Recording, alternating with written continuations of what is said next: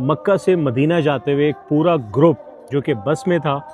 عمرے کے ٹرپ پہ آئے ہوئے تھے، انڈیا کی فیملی تھی، اور ایسا بھی کہا جا رہا ہے کہ اس میں 17 افراد ایک فیملی کے تھے، اور وہ مکہ سے مدینہ جا رہے تھے مدینہ کی زیارت کے لیے، حضور صلی اللہ علیہ وسلم کے روضے مبارک کے لیے۔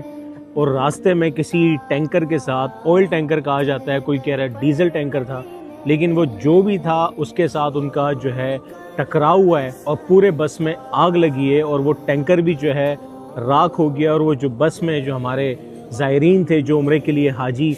گئے ہوئے تھے وہ سب کے سب شہید ہو گئے۔ اور کہا یہ جا رہا ہے کہ ایک بندہ اس میں جو ہے وہ صرف رہ گیا ہے، باقی جتنے بھی لوگ تھے وہ سب شہید ہو چکے ہیں، اور ایک فیملی کے تقریباً 17 افراد ہیں جو کہ ایک وقت میں وہ بھی شہید ہو چکے ہیں۔ تو یہ ایک سفر ہے، بہت سارے لوگ جو ہے وہ افسوس کر رہے ہیں، بالکل افسوس کا ایک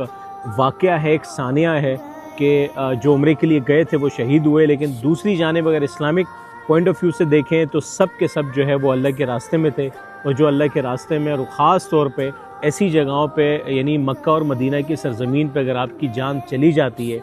تو اس سے اور خوش نصیبی کیا ہوگی کہ آپ کا سفر وہ عمرے کا ہو۔ یعنی مرنا تو ایک دن ضرور ہے، لیکن مرنا بھی حضور کے سمجھیں کہ روزے کے لیے آپ جا رہے ہو اور راستے میں آپ کی جو ہے وہ موت واقع ہو جائے،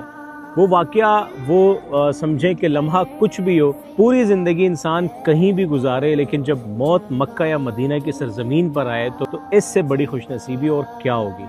تو ہم ان کے لیے دعا گو ہیں، وہ جتنے بھی لوگ جو ہے وہ شہید ہوئے ہیں، ایک تو اللہ ان کے درجات بلند کرے، اور میں کہتا ہوں کہ وہ شہید ہیں یار، وہ شہید زندہ ہوتا ہے، وہ مرے نہیں ہیں، شہید زندہ ہوتا ہے۔ اور یہ ایک واقعہ تھا جو کہ بڑا افسوسناک تھا، لیکن اسلامک پوائنٹ آف ویو سے اللہ نے ان کو جو ہے بڑا مقام دیا، شہادت کا رتبہ دیا، اور جو سرزمین دی، جو ان کو جگہ ملی، اور جو سفر تھا عمرے کا وہ بڑا مبارک تھا۔ تو اللہ ان کی جو ہے روحوں کو مبارک کرے، ان کے درجات کو بلند کرے۔ جتنے بھی حاجی تھے وہ سب انڈیا سے تھے، کہا جاتا ہے کہ انڈیا کے شہر حیدرآباد سے تھے، تو آپ سب بھی ان کے لیے دعا کریں اور خیال سے اپنا سفر جو ہے وہ کنٹینیو کریں۔ اور میں تو خود جو ہے مکہ اور مدینہ کی سرزمین پہ ہمیشہ دعا کرتا ہوں کہ ہماری روح بھی وہیں پر نکلے، اور حضور صلی اللہ علیہ وسلم کے جو ہے جو ان کے روضے کے سامنے جو